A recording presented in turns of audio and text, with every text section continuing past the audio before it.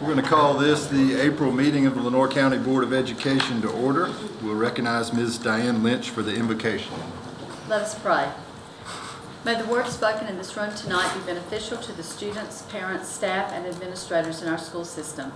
And may we be led by the guiding principle to always base our decisions on the best interest of our young people. Amen. Amen. Please join me in the Pledge of Allegiance. I pledge allegiance to the flag of the United States of America and to the republic for which it stands, one nation, under God, indivisible, with liberty and justice for all.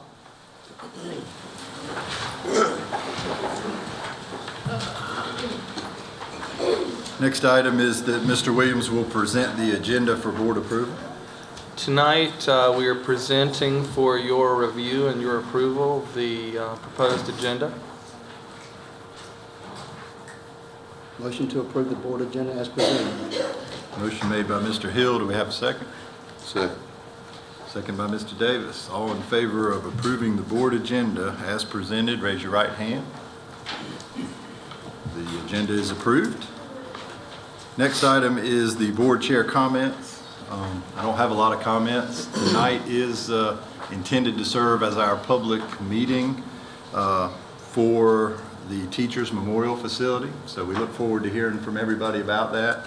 I do want to remind everyone in the public hearing comment, unless the board rules otherwise, you will be limited to 3 minutes to address the board.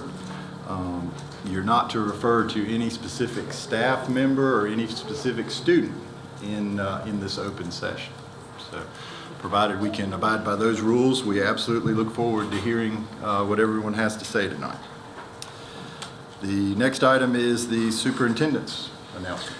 Thank you, Mr. Chairman. It's with great pleasure that I announce the Lenoir County Public Schools Autism Fair, sponsored by our Department of Exceptional Children. They'll host this again this year, Wednesday, April the 6th, from 5 to 7 p.m.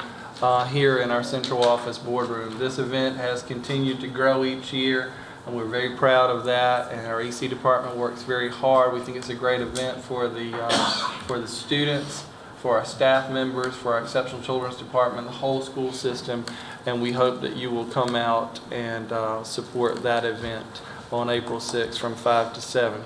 Our Advanced Ed School Accreditation team will be here, will arrive in Lenoir County on April the 17th, and will visit our school system through April 20th, 2016. Our accreditation teams out in the schools and here at the district office, they're getting ready, doing a lot of hard work preparing for this important accreditation site visit to Lenoir County and to our schools.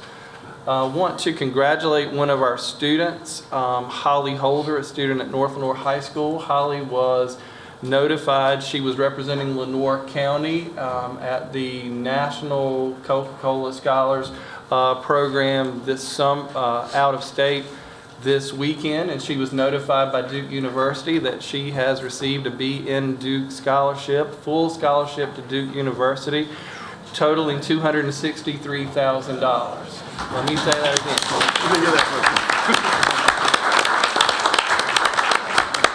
$263,000. And as I shared with someone this morning, very proud of Holly and proud of so many of our students. Holly is just one, an outstanding one, but just one of the many students who are doing great things in our classrooms every day. We are very proud of her and very proud of so many of our other students who really are points of light in all of our schools every day. So congratulations. Congratulations to Holly.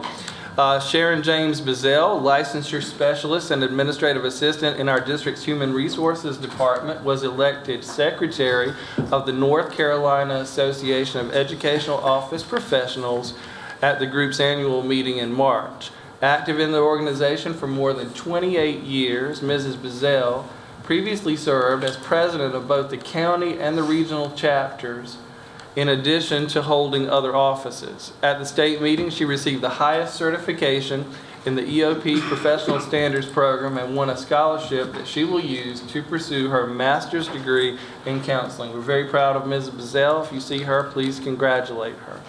Thank you very much. Also, a special board meeting will be held Monday, April 25th, 2016 at 6 p.m. in the Central Office Boardroom for a budget work session. Thank you, Mr. Chairman. All right, thank you, Mr. Williams. We're going to move to the public comment hearing portion of our agenda. I think tonight we're going to start with the Partnership for Children of Lenoir and Greene Counties. They operate the pre-K program that currently is in many of our schools, as well as the classrooms that are in Teachers Memorial.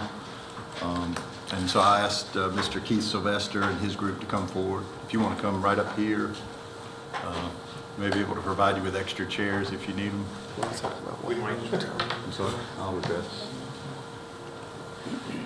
Also, I would say to the board, in light of the impact that our decision is going to have on the partnership, and that we should consider extending the time limit for the partnership. We would need to do that by a motion and a vote of the board. Motion to extend their time. Okay. So a motion by Mr. King to extend the time limit, or at least to not apply the time limit to the partnership. Do we have a second? Second. Second by Mr. Hill. Any discussion about the time limit? All in favor, raise your right hand. All right, that motion passes. Thank you, Mr. Sylvester, and we'll hear from you. Thank you, Mr. Chairman. Appreciate the time. And as introduced, I'm Keith Sylvester. I'm the Executive Director of the Lenoir Greene Partnership for Children. And I have with me Ms. Sherry Askew, who is our Program Director, and she is the individual who oversees the programs that we're discussing tonight, which is NC Pre-K, 3-School, and Quality Child Care to Support Literacy. We also have with us Jaleesa Lopez, who works with Sherry, Ashley Chadwick, my board chair, Jim McLean, one of my board members, and Molly Taylor also works for the partnership. So I think that's all that's here. First of all, I want to start with thanking the public schools for our long relationship in providing services to our youngest children. As is often the case with RTAC programs, we've had such a great working relationship for years that we fly under your radar. So it's not surprising that you may not know as much as possibly Mr. Williams does, because he also serves on my board of directors. But attachment 1 in the letter that I sent to you gives a brief history of the programs and our involvement. But what I want to speak specifically about are the programs at Teachers Memorial. And some of this is in that letter, but I think it's worth reiterating that that we fund children enrolled at Teachers Memorial for NC Pre-K, 3-School, and Quality Child Care to Support Literacy. Each of those 3 programs have very specific regulations and requirements. NC Pre-K flows to us through the state through the Division of Child Development Early Education. It does not flow through the Department of Public Instruction. The 3-School and Quality Child Care to Support Literacy, that is funded with Smart Start funds, which is the main portion of the partnership's funding. We also put a little bit of Smart Start funds into NC Pre-K because the funding for that, quite honestly, does not even begin to cover the costs associated with that program. There's an NC Pre-K advisory committee that works with the partnership. They are an advisory committee, although they do have, by legislation and by DCDEE regulation, some authority, and those are on site selections, teacher qualifications, basically what's running, or the requirements for the NC Pre-K program. The 3-School program is for 3-year-olds, and that's modeled after NC Pre-K. When we say modeled after that, the same teacher education which that's the great thing about working with the school district. There's no issues with BK certification because you require that for somebody teaching in your district. We also don't have a problem with administrative credentials level 3 because a principal meets that, or a curriculum, or the supervisor at Teachers Memorial. Now, the reason we started that a few years ago, all the research that we see is, if it's good for 4-year-olds, giving these at-risk children 2 years of quality pre-K is even better. And in Lenore County Public Schools, we're fortunate that some of those children in quality child care to support literacy are infants and toddlers. So we have children in our district from birth through grade 12. It's not easy to just find a facility. Okay. First of all, if you decide to close Teachers Memorial, we would have to put those classrooms out to bid, and any to qualified bidders. The selection criteria, we use a matrix, so there's no assurance that Lenore Public Schools would receive those children or those sites. We would have to bid to qualifying 4- and 5-star child care facilities who have a level 3 administrator. Now, I know some of the discussion is centered around Southeast Elementary. We've tried to provide services there. And based on our experience, that has been neither efficient nor effective for young children. And of the current children enrolled at Teachers Memorial, only 5 children are in that Southeast district out of the total population there, right? We're just looking at. Just looking at ours, 5 out of the Teachers. 76 in teachers. The others come from throughout the county, and we have that in an attachment that came with your materials also. Head Start serves the Southeast Elementary catchment area, and we do not compete with Head Start. We're all part of an early childhood system here in Lenore County, and they've got that area covered. So, as I said, we have 76 children in 5 classrooms, and we fund, the amount of funding that we put in and we give to the school district for that is $518,820. Now, there was an article in the paper today, I think they had 200,000, that was incorrect. We have 11 full-time teachers. When I say we fund, you all have 11 full-time teaching staff, 48% of a secretary bookkeeper, 92% of the curriculum specialist, and 60% of the program coordinator. Those support positions work with the NC Pre-K and 3 schools that are in other school buildings. We know, based on study after study, and I have an interesting article with me from the News and Observer, that children coming from quality pre-K are more prepared for school than children who have not been served in a high quality program or in less quality child care. There's been many studies done on the return of investment. For every dollar invested in early childhood programs, we receive as a community and as a school $7, and that's the low end. I've seen it as high as $11, but even based on $7 return on that $1, you're getting a good bang for your buck that you're investing there. Those savings come through lower remedial costs for children. Our children in NC Pre-K maintain their gains through 3rd grade, which is the key to a lot of success with these programs. It's one thing to be ready for kindergarten, it's another thing to keep up with your peers in 3rd grade reading levels, and we do that. higher graduation rates. You will see higher graduation rates through service of at-risk children, at risk for school failure. Increased employment opportunities with high school education and possibly further education. They are able to get better employment.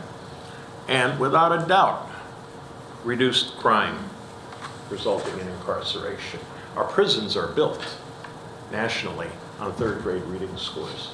That is the predictor of, one of the predictors of how many prison cells we're going to need in North Carolina or any other state, or Lenoir County. Basically, that's covering what I had in there. I would, bottom line is the partnership would prefer that you did not close Teacher Memorial at all. If you do decide to close it, we would need a year to go through the bidding process, to transfer those children, to make a seamless transfer so that we're not hurting those children. And certainly, we don't want to do it in the middle of the year because you don't uproot children from a building like that and start scattering them to other facilities through the county and maybe the schools. It is not a given that a public school can house a pre-K program. Even your kindergarten classrooms, many of them do not meet all the requirements for an NC pre-K classroom. Some of those are bathrooms in the building. Playground equipment is a biggie. So there's an investment there were we to move those programs if we went with the public schools. The idea behind this and what we have at Teacher Memorial is, I can't say unique to North Carolina, but we are a shining star in North Carolina with our blended funding there. It's not just NC Pre-K, it's not just Smart Start, it's Title I, it's Exceptional Children, it's the money that you're putting into, or the county commissioners are putting in that $93,000 for maintenance and utilities.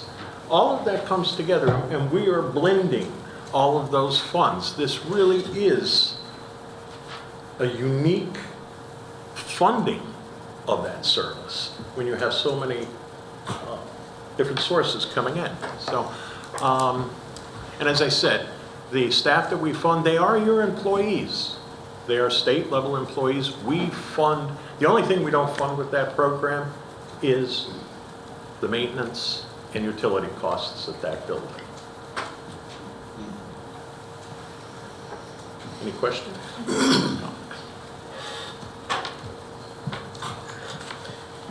Yes, Mr. Smith. You mentioned that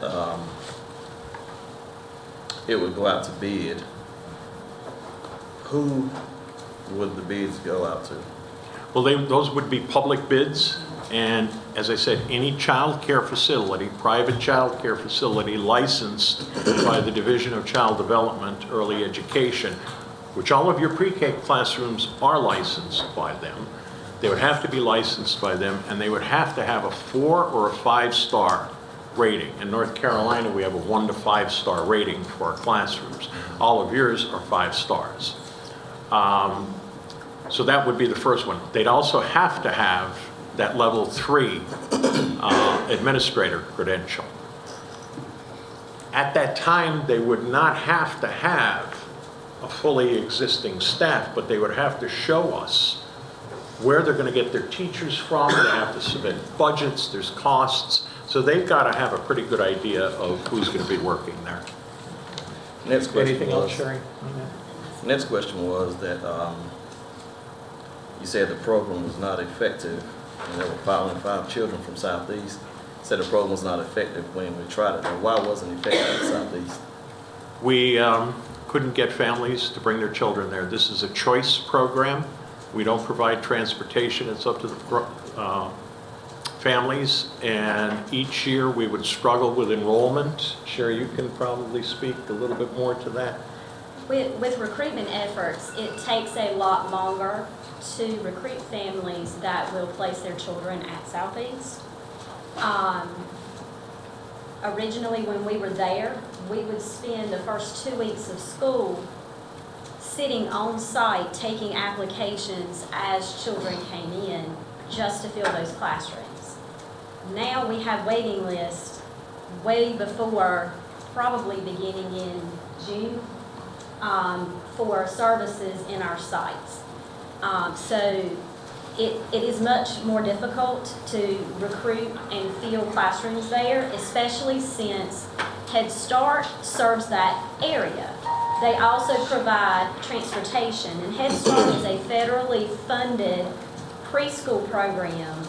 They have different regulations and different guidelines, and it is a separate and different program from what we offer.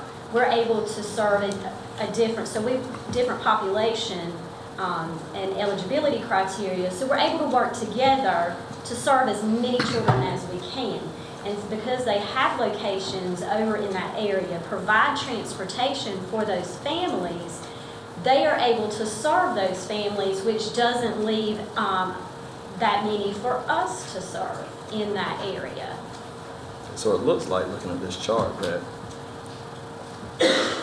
Northwest had the most kids. I Over believe so. there.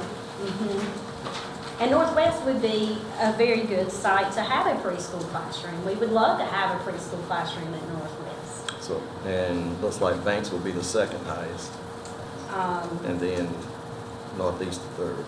Yeah, It takes 18 children to fill an NC pre-K. Mhm. And if one of those children drop out mid-year, we pay on a per-child basis. Based on attendance. So that child would have to attend at least 50% of the available attendance days for that site to be reimbursed for that child.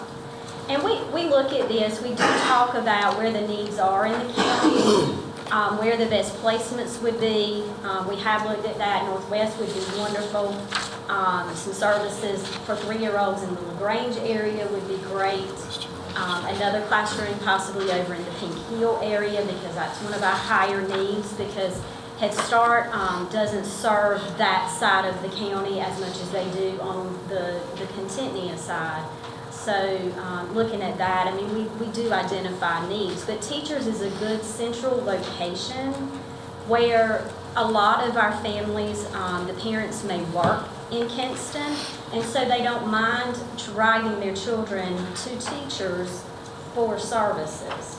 But it just depends on what the population is. It's more of like an overflow facility. And another positive of Teachers Memorial is that it is preschool only. When you're thinking of your babies, your 3- and 4-year-olds, this is a lot of times their first experience. And it's scary. Having your kindergartner start kindergarten with 5th graders there, and it's just a scary world. And just think how you would feel have your 3-year-old going to school with other elementary students. So a lot of parents have that comfort factor of knowing that their children are in this environment where it is just your preschool 2 to 5-year-old children there, and it's just a comfort level for that parent. I just got a question about your program sounds great and everything, but have you lobbied your county commissioners? Because that is the biggest factor that's playing into this as far as we're concerned. You have to know that we're getting pressure from them to save money. That's the reason that this all came up. And I would suggest, that to make this work, we need their support. They control the biggest portion of the monies. And so what I'm saying to you is, I think you need to have the same meeting with your county commissioners to let them know the good your program is doing and all the things that you've told us, so that they can resume some of this responsibilities that you're talking to us about, because they control the monies, especially, well, the local monies. And so, I don't have a problem with the program, but I do have a problem when we're taking the monies that we have to educate the K through 12 kids and put it in a program that is not specifically specified in our charter. So, that's my only concern. Mr. Nobles, that is, next on our agenda is to do a presentation with the county commissioners. And I would challenge them, as I would anyone, what is in the best interest of children is not always the cheapest. Rarely is it the cheapest. And we're talking about a sizable number of young children here that are caught in this situation. And I know this is not your doing, Mr. Nobles. Yes, this didn't originate with the school board. I appreciate that. And let me clarify that. I mean, I understand, I think the rest of the board understands that those few years are the most important in a child's life. It's not that we don't understand that. But we wanted to always do what's best for children. And I do understand that it's not always about dollars and cents. I do understand that. On the same token, we've been tasked with looking at our facility usage. And, well, I would say it's a catch-22. Yes, sir. I always want to do what's best for the children. But then we're tasked with, well, you're not making efficient best use of your facilities. Yes, sir. You need to look at your facilities and see why you have this many classrooms not being used. Why are you paying $93,000 or whatever, I think $93, $95, somewhere, $1,000 in utilities and you're not using this building. And it's not just that building that we've been looking at. But, just understand that we've been tasked with looking at our usage. And we do understand that those first few years, first 4 or 5 years are the most important, makes you, stick on your children. We understand that. I would challenge the county commissioners to find any other program expenditure that they have where they get a return on investment, as you do with early childhood, quality early childhood. That $93,000, just multiply it by that $7. I mean, that's quite a return on investment. May I ask a question? Sure. The comment has been made that, and please clarify this for me, Yes, sir. that these are not our children. These kids that go to the teachers, where do they live? What county do they live in? Oh, they live in Lenoir County. So they are our children. Oh, yes, they're your children. They're Yes. not kids that are coming from another county. No, sir. That we're serving. These No, are sir. kids from Lenoir County. Exactly. Okay. Yeah. So these are our children, Oh, yes. even though they're not in kindergarten through 12th grade. Right. They are our children collectively, yes. But they are residents of Lenoir County. The only time we would possibly have somebody in there is if another county were to fund them. And we have not had that. We don't need to. We have a waiting list for our services. So yes, they are our children. So this partnership is Lenoir and Greene County partnership. Right, two-county partnership. We have NC Pre-K and all these services in Greene County. They were fortunate enough a few years ago to buy a number of modular units through drug money. And we have our NC Pre-K site on campus, basically, with the Snow Hill Primary. So there's an on-site in modular units at the primary school. Yes. Yep. Do you know if the school board funded those modulars? I'm sorry. Did the school board in Greene County fund those modulars, the houses, the kids? Yes, it's basically the same breakdown as it is here. Okay. Yes, sir. You said it was through a forfeiture or drug money or something you said? Yes. They were able to receive a sizable amount of money that they were able to purchase those. But yes, they also pay for their utilities and other things to support that facility. Do you know how many kids they have in Greene County? I'm sorry. Do you know how many kids they have in Greene County that provide services for? There are 95 NC pre-K, 16 3-school, and 16 or 17 literacy. 16 literacy. And countywide here, we serve more children, of course, than just. You're just talking about this one location. Right, we were just talking Right. about teachers more. And let me clarify that. This is the list I had, and tell me if this is correct.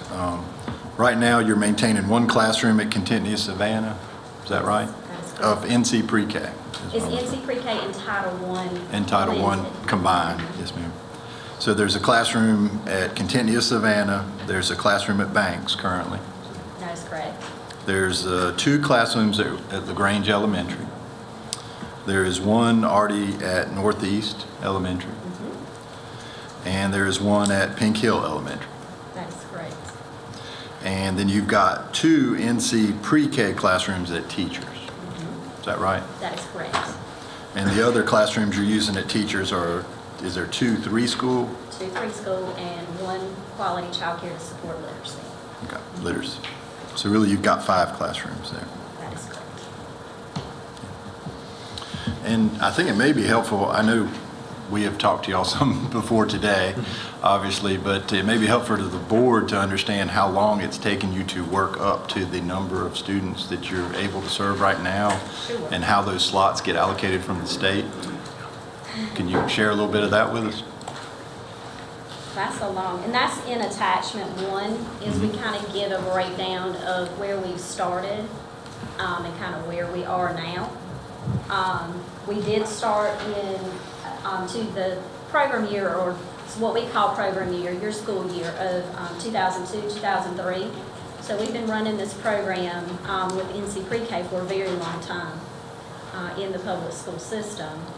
And we also partner with private child care. And you'll see on here how we started small with 36 slots and 2 classrooms, and how we've grown, through the years to what we just discussed at Teachers of the 5 classrooms, which, that's a huge difference of, of the program.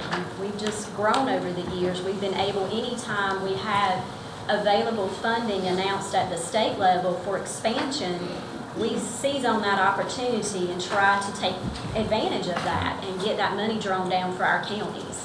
And we've been able to do that and increase our budget greatly over the years. Okay. What would happen with us, you'd asked if we weren't able to find sites for these children. We would first look to Greene County to see if we had a waiting list there and if we could put another site there. If we were unable to do that, we would return those slots to the state. And then another county would apply for expansion funds with those funds, for those funds. And most of the time when we revert, would have to revert, it's very, very hard to get that money back. And is it true that, and just so I'm clear on this, you feel like if we tried to put this in effect for this coming school year, that would put you in some real danger of losing slots? Yes, sir. I Is that believe fair? that would be, yes. Because it's very difficult, as you know, to make renovations or changes in a month or 2. This is a process, and it's a legal process that we have to go through with the bidding. And then ensuring that these sites meet the requirements. And then, making sure there's classroom space and getting it licensed through the state and getting it set up. And it takes time to do that, Right. to get a good quality classroom up and running by the beginning of the school year would be very difficult. But you feel like if we pushed it back another 12 months, that would give you your greatest chance of not losing slots. Is that fair? I would agree with that, yes. One say you had one, say. Yes, we would lose slots. The people that work, the staff that work at teachers, Yes, sir. now, and you may have, are they employees of Lenore County Public Schools? Yes, they are. They are our employees? They are Yes, your sir. employees. Along with our children? Along with your children. Along with your children. Okay. Yes, that is correct. But Joe, as I understand it, you pay for their, Correct. It's a reimbursement. The way we do it is at the beginning of the year, we request budgets. And in those budgets, we look at everything. And it includes the teacher's salary and benefits for each staff person. Each teacher and each assistant for those classrooms. And then we look at the total cost. There's more that goes into it other than just teacher salary and benefits. We look at those costs and come up with a per child, what we call slot rate. And then each month we reimburse the public schools for paying your teachers. that include the coordinators and all that? That does Yes, sir. include a percentage of the secretary, bookkeeper, coordinator, and curriculum specialist. Yes, sir. So we don't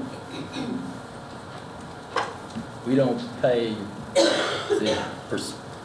the biggest percentage of the coordinator like your salary? Would, Not do we me. split that, It's, do we split that with Greene County? No. We look at each county separately, so we would look at a budget for your school system, Okay. including all of the sites you have, the LaGrange, Banks, all of the ones we talked about. We look at that as a whole. And to help fund those, or to help support those, you hire a program coordinator and a curriculum specialist, because our programs, we're required to have a state-approved curriculum used in these classrooms. They're required to do certain screenings and use assessment tools, ongoing assessments.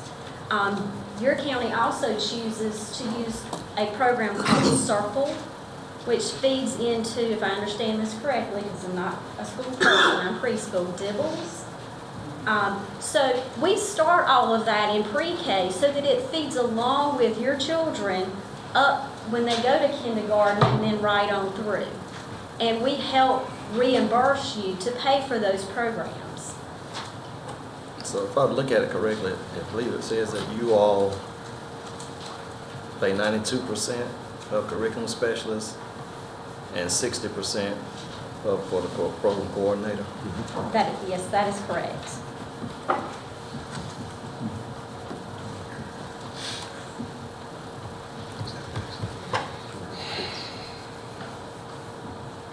And the programs, yes. Because, those programs also, or those staff people also help support Title I, pre-K children, some of the EC things that are going on there at Teachers Memorial. So we cost allocate that out. So that's where some of why it's only a certain percentage. Any other questions? Yes, for, so do Mr. the Sylvester, children Mr. that Askew? go to teachers, they come from all over the county? Not just the north side of the county or the city or whatever, they come from all over Lenore County? Attachment 2 shows you the breakdown of what school districts these children are in. There's a column for NC Pre-K that shows that there are 7 children in the Banks School District that go to teachers. There are 3 in the contiguous Savannah School District.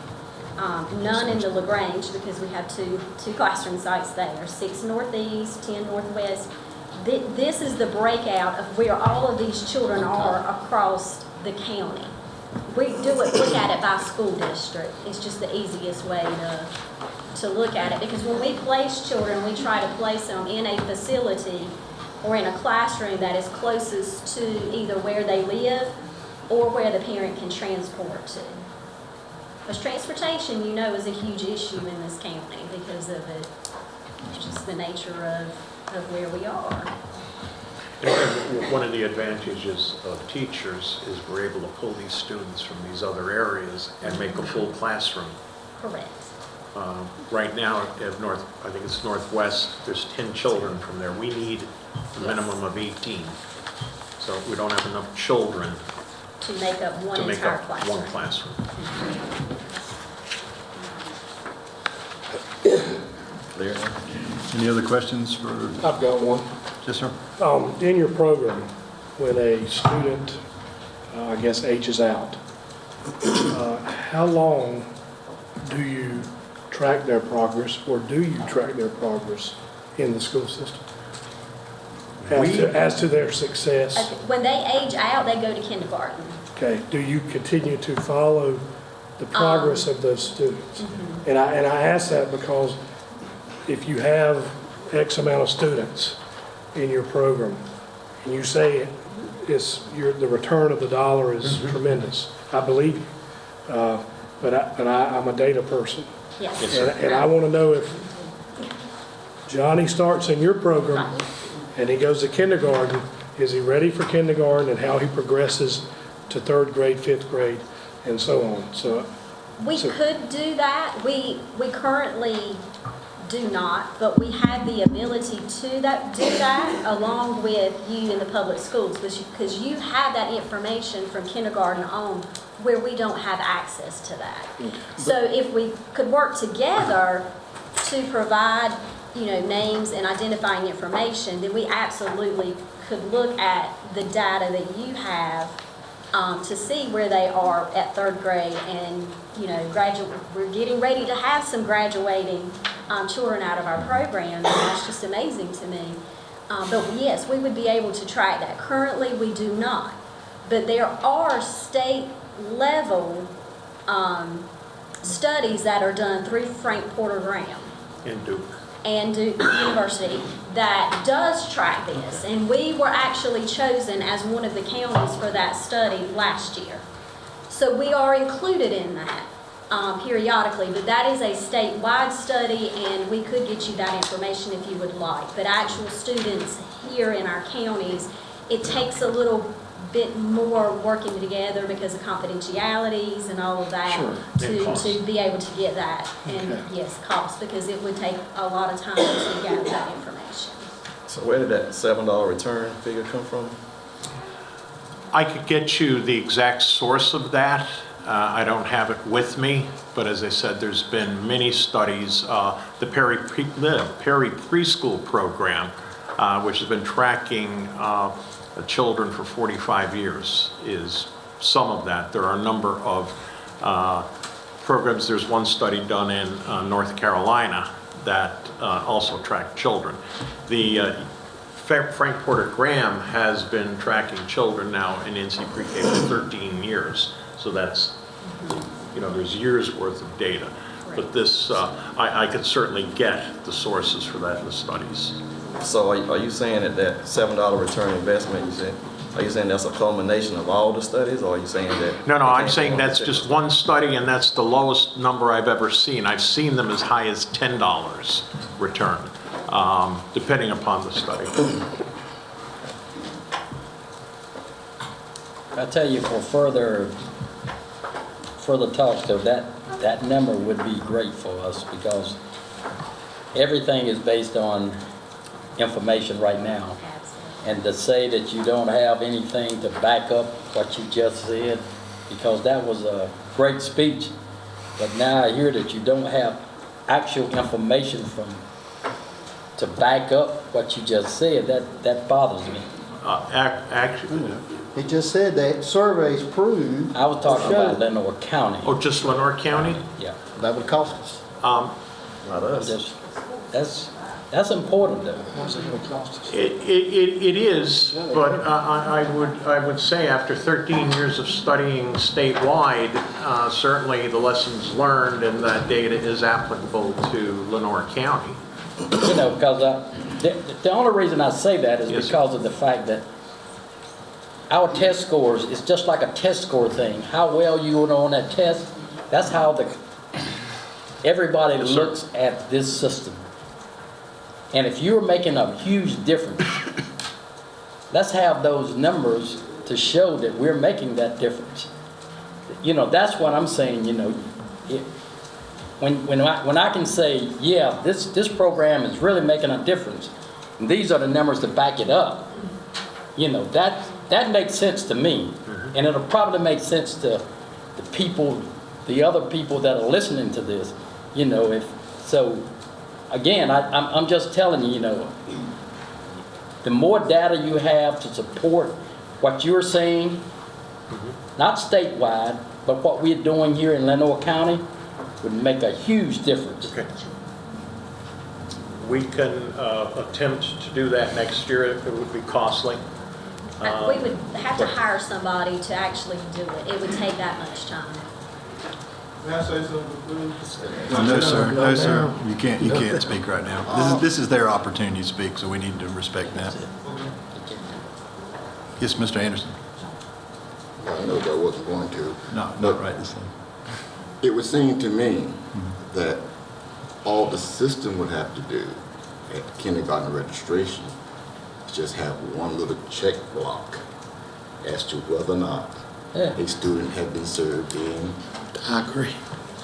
Yeah. It's already there. Yeah. And then track them throughout the year. Yeah. As I said, there's a cost for that. We had another local official ask us for that data, and we're hoping we can try to get something together. Now, whether it'll be statistically valid by everything, that remains to be seen. But we would do our best job to try to find that out. And I believe the school district, I know, when I first back in 2000, we did a study on kindergarten readiness when you were doing the Bergantz screening. And what we found was children coming out of five-star facilities scored significantly higher on kindergarten readiness, and with an average family income of $10,000 a year. So it was a very low cost, and that was one we did. So I think what he's saying is just a registration, which it don't cost anything to. And did you say we already have something in place? It identifies where they went to Pre-K. daycare or preschool. But somebody would have to collect and compile that data is what they're saying, and that's a costly matter to have somebody do that. I mean, I understand that. No, just a matter of what Are you ask- volunteering? No, I'm just saying, it's just a matter of what you ask for and how you run it. Yeah, I understand. That can be generated anytime. All right, we thank Mr. Sylvester, Ms. Askew for being with us. We appreciate you coming in. We know this decision affects you greatly, so we appreciate all the information that you've given us tonight, plus the written information you've provided us as well. We get paid to do what we do, so it really doesn't affect us. It affects our children. Absolutely. Thank you, sir. Thank you. All right, we're going to go to the top of the sign-in sheet and just do them in the order that they had signed up. I believe this is Dr. Sonia Daniels, and we will be limited to 3 minutes. And Ms. Waller here will let you know if you get near 3 minutes. Ms. Daniels? Hi. Thank you. You're welcome. First, I would like to say thank you for allowing the parents of students that attend Teachers Memorial opportunity to speak. I sit in front of you on behalf of my two children. I have two 5-year-olds that attend Teachers Memorial now. So that in itself has been a task. But one of my children, Alex, is mildly autistic. At the age of 16 months, he was diagnosed. So hearing that is a major gut punch. But thankfully and Lordfully, God has put different people in my path, my husband and I path, to help my son. Amongst those people that he has put in my path has been the members, the teachers of Teachers Memorial. I would first like to speak on behalf of my son. Alex has, as I stated, he's mildly autistic, and I don't share Ma'am, that. Let me ask you just to address your concerns to the issue in general. I am. We really shouldn't be talking about your son in particular. I am. If you would just give me a moment. Yes, ma'am. My son is, as I stated, is mildly autistic. Alex would shy away. He was nonverbal. Coming into this crowd, he would attach himself to me or my husband. Now, since being part of the curriculum at Teachers Memorial, he will walk in and speak to everyone in this room. That's nothing that my husband and I have done. That has been the teaching and the guidance of the ladies and gentlemen at Teachers Memorial. It's not just Alex's teachers that know him, it's the teacher, it's the principal, it's the other students, it's the grandparents, the volunteers. It's everyone out there that has impacted my son. It's the learning environment that's at Teachers Memorial that has given me and my husband a bright sunshine for my son. Sorry. To take that away from a future Alex is just an injustice. It will not affect us anymore if you close that school, but it will affect another Alex. And to do that is an injustice. My daughter, we enrolled her in a private facility in Lenore County out of Bethel. Ma'am, you've Sorry. got 3 minutes. You Okay. better wrap up. We enrolled her at a private facility. She cried every day that we carried her. We ended up having to pull her out. When we enrolled her at Teachers, she wakes up in the morning ready to go to school. You spoke to, Ma'am. Ma'am, that's 3 minutes. We thank you for coming and talking to us. Next would be Alicia Lewis. Welcome, Ms. Lewis. Thank you. Thank you for this opportunity. I had wrote down what I would like to say. I would like to say that as a parent, I want Teachers Memorial to stay. Teachers Memorial staff, the environment, the partnership as a whole is a necessity to our community. The staff are professional, and I speak from the partnership as well to the staff of Teachers Memorial. When I leave my son there, this was his first time away from me. And when I leave him there, he's happy there. He did not cry when I left him there. And that was my first time going back to work and leaving him with a stranger. And that was very important to me, to know that I did not receive a phone call to come pick him up.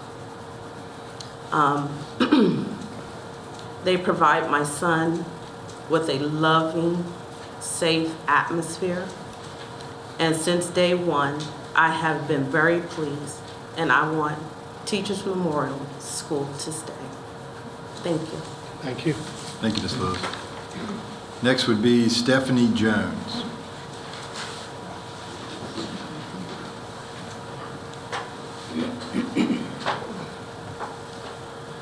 Good evening. Good evening. Thank you. I just want to start out by saying that my granddaughter, who is 2 years old, when she started going, she was a few months before she turned 2, she has grown and learns tremendously since being at Teachers Memorial. Now, it has gotten to the point where normally children cry to go to school sometimes. Well, holidays, vacations, whatever they're out, we have to hide her book bag because she wants to go to school. She wants to see her teachers. And yesterday we did this for about 45 minutes, crying because she wanted to get her coat and her book bag to go to school. She can count to 10. At 2 years old, she can count to 10. She can actually count more than past 10, but 10 is where she can do it all the way through without skipping. And she's just learned so much within the time that she's been there. And I want to say that as I was riding here to come to the board meeting, it just began to well up in me that the value of a thing or the value of a place does not always consist in how much money we lose, but how many lives we save. And I think that this kind of education is saving lives, because when they grow older, what we begin in sometimes is how our end comes. And I think that this program is going to give our children a great expected end. And if you close Teachers Memorial, many of our children may not have the greatest end that they would have by having the greatest beginning. Thank you so much. Thank you, Ms. Jones. Next is John Flowers, Jr.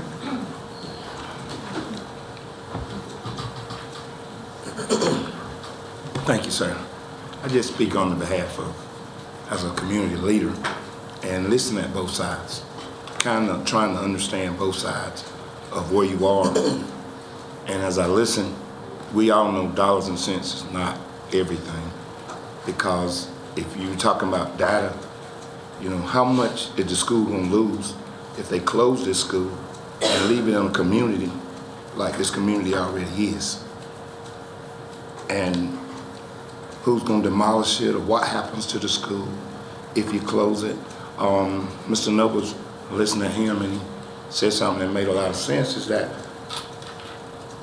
if money is a problem and they need to get to the commissioners, then why we don't, at least before you even consider talking about getting rid of the school, let's find other alternatives to see if we can do 24 more months or whatever you need to keep the community alive, because when that school closes, the community also closes, because it's alive around there. And when I guarantee you there'll be windows broken, look at the other schools that we have lost, and look at the schools that the community's in and what has happened and who's keeping them up. So all that needs to be considered too, on behalf of both sides. Is it really cheaper to close it, or is it cheaper to find another alternative to maybe add something to it to keep it operating? So is there something else that we can do? Have you went through everything? Is this all you can do on both sides? Because it's working here. And if something is working, well, like to me, we should be looking for something to help it work instead of just closing it out and deleting it. So I just thank you for your time. And I wish you would consider, I can feel the pains from both sides, but I still say if it's a money issue and the commissioners need to be talked to, then let's give them time to talk to the commissioner before you think about closing, because there might be some other ideas or some other people that can do some other things that can help to keep this school running. And we just haven't thought about it. But I hate to see it to be a sore icon, another sore icon in the community. Thank you. Thank you. All right. Thank you, Mr. Flowers. Susie Crawford is next on the list. Susie Crawford in the room? I am saying it right? Well, then I'm going to skip over that one and go to Vanessa. What do you think? Echeverria. Echeverria? Yes, it does. Okay. I know Mr. Williams would be able to do it. Welcome, ma'am. Hi, thank you. First of all, I'm very nervous. I don't normally like speaking in public, and just want to let you guys know that this is very important, and this is why I decided to come up here today. Both of my daughters, Brooke and Aubrey, have actually both been participated, and my little one is actually still in the pre-K program. So I've personally witnessed and experienced the benefits this program has to offer our children. I didn't know any of the statistics about the third graders, and my daughter Brooke, who was in the program, is actually in third grade at Northwest. And she's by far superseded any of the EOG programs. She's currently been on principal's list every semester this year, and is also in the academically gifted program. So if you need a statistic, that's definitely at least one. My daughter Aubrey, who's still in the program, she's already writing, identifying words, reading, and she just turned 5 in February. You know, I definitely think that this program is a great resource to teachers, parents. Kind of like the other parents have said, it identifies early challenges that these children may face and help to, you know, find opportunities to help them before they do enter kindergarten, so that way it's addressed and doesn't hinder their learning. I feel like it plants to see the importance of education in our children, our community, and if this were to be taken away, I definitely think it would be a disservice to our community. I hope it is deeply considered all that we have to say here, and I thank you very much for listening. All right, thank you, ma'am.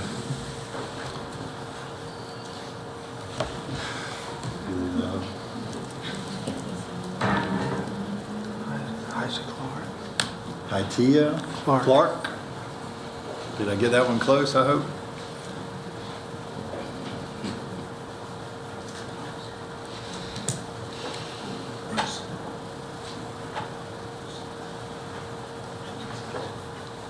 I would like to say good afternoon and thank you for the opportunity to speak up as a parent. I also have a child that is attending Teachers Memorial School and she is visually impaired. Prior to her attending Teachers Memorial, she did not know her colors, she could not write her name or identify letters. And I know that we were basically talking about the statistics on whether we saw a progression in students from the pre-K program to kindergarten. Well, I can say as well as a parent that my child has progressed tremendously. Being labeled as legally blind, she is now able to walk down the hallways by herself. She can use a cane if needed. She can go outside. She's playing on the playground equipment. Again, as I stated, she can identify all of her colors. Prior to going to Teachers Memorial, we had all these obstacles, me and her father as parents, that she was not reaching at the expectations of a toddler. I can say thanks to the administration and staff at Teachers Memorial, she has exceeded expectations and she is now prepared for kindergarten. I am more than 100% sure that she can go into kindergarten and meet any expectation as a child who is not visually impaired or who is not labeled as legally blind. This program has been a vessel for her and it has progressed her in so many ways that I am extremely thankful. I understand the data, I understand the numbers. If anything we can do as a community to help keep this program alive and push these other children forward who may have differences and want to still attend these pre-K programs, I am more than willing to do my part as a parent to help other children who need the help. I really feel like this program has been a big benefit to her as well as other students, and I am overjoyed that the staff and the administration there has really worked hands-on with my child as if she was not labeled as legally blind or, you know, having a vision impairment. That was one of my biggest obstacles, letting her go. And she has done a great job, and the students and the staff there has welcomed her, and she's more than happy every day to go to school there. And I am greatly appreciated for Teachers Memorial. Their staff has been one-on-one with us. The partnership walked me through everything I needed to do to prepare her. And if that school was to leave, it would not only hurt me, but I think it would take a part of her progression away, because there's where she's found her foundation to be able to go to kindergarten and be ready for first grade. Thank you. Thank you, Ms. Clark. The next person is Lakia James. Good evening. I'm speaking on behalf of my daughter. I actually have two daughters, 1-6, 1-2. My 6-year-old attended the partnership, started in 3 school. When I say my daughter did not like to talk, my 2-year-old, same way. But when I say, for the first time, as a parent, to pick my daughter up from school, and my daughter can tell me at age 2 all about her day, nonstop, to get up and say, I'm ready, and get ready to put her own clothes on, no help, because she's eager to get to school. The Tahoe be on 2 wheels sometimes getting her to the school because she's just that eager. If you take this school away, I'm telling you, I don't know what I'm going to do. As a parent, the community is going to be devastated. This is something I grew up in. not the partnership itself, but Green Lamp. And as a parent, to have my child to get into a program where not only that the teacher take time out one-on-one with them, but not singling them out, but they have the time and the patience to do this job, because it can be hard. Like I said, taking this program will hurt me as a parent, hurt my children, because some days I have to pry my child from a chair to get her to come home. It will hurt. Just please, whatever you do, consider it, because I need my child to be a smart child. I need her well educated. I can't do it all myself. Myself and her father. We need people like we have in teachers that don't mind picking up the phone and say, "Hey, Miss James, if you got time this week, stop by." I don't mind. I work second shift, but I take my day to sit up without going to sleep, to sit in those classrooms to make those children happy, because that makes me happy. That's the type of person I am. Taking this away is going to do a lot to me. I don't even want to see my child going to somewhere where she's not comfortable, because I'm liable to homeschool if I have to. So y'all think about it, please. All right, thank you, Ms. James. Next is Hugo Hernandez.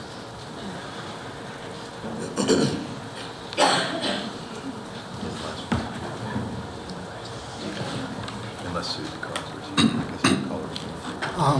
Please, excuse me, I'm very nervous. My first time speaking in public there. But I came here tonight just to say thank you. Thank you for this amazing program, which has been amazing for my family, a family whose first language is Spanish. And my wife came to this literacy program, and now she's a job where she's able to communicate. My first daughter came to this, my older daughter, I got two daughters, I have two daughters. My older daughter, she came to preschool, and by the time she came to Pin Hill Elementary School, I think she's doing great. She's doing very, very great, because her beginning was amazing. And I hope my little one now it seems that for my little one, it seems like her first language is English, even though we speak Spanish in our house, because all she learns at this school. And please, yes, don't take it away. Thank you, Mr. Hernandez. That completes the list of everyone who has signed up. And we thank everybody who signed up and spoke. We especially just thank you for having an interest in the public schools. I think one of the biggest things we fight from day to day is just people that have a lack of interest in the public schools anymore. And we appreciate that you are involved and that you care about the schools. So I thank everybody for coming out. We are going to go through a couple presentation items on our agenda before we get back to a full discussion among the board members of Teachers Memorial. So we're going to move on to the academically and intellectually gifted AIG plan. I think it's the 3-year plan for 2016 through 2019, Ms. Colley.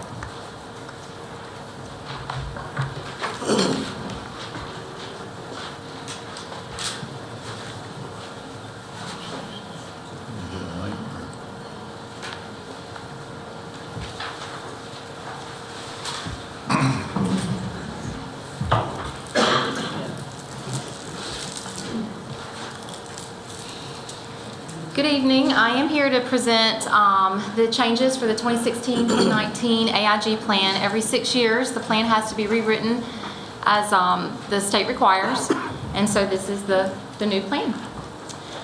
This is the law as to why we have served gifted students.